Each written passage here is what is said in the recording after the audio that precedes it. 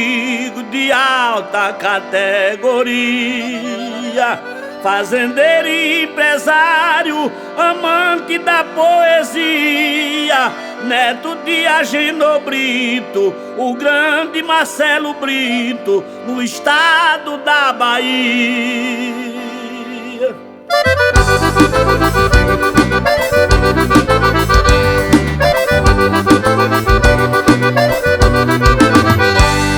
Ama forró e folia, cantoria e cavalgada, dá valor à cultura e uma cerveja gelada.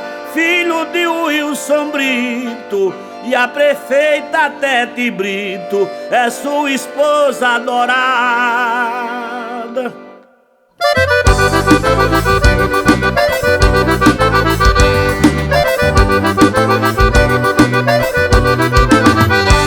Marcelo, este grande amigo, fazendeiro e empresário, é dono do boi supremo, um touro extraordinário, animal de garantia, no estado da Bahia, em Ribeira do Amparo.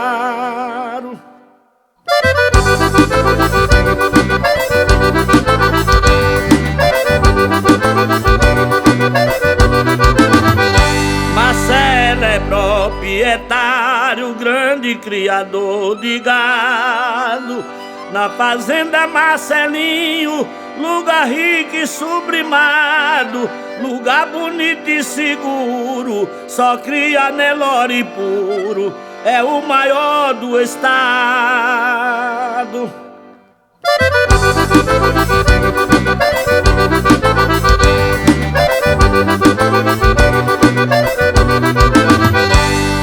Seu pai é o Wilson Brito, homem rico e gente fina, também grande fazendeiro nesta terra nordestina.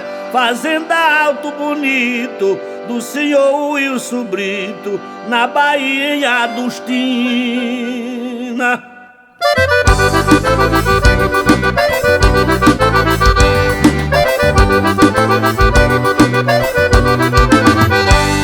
Para Marcelo e seus filhos e sua esposa adorada, em Ribeira do Amparo, cidade maravilhada, no estado da Bahia, escrevi com alegria, lhe dedico esta toada. E essa vai pra você, Marcelo Brito, em Ribeira do Amparo. Também vai para meu amigo Crezinho Aboiador, na cidade de Uricuri, Sione e Moderno da Borracharia. Um abraço de Galego Aboiador.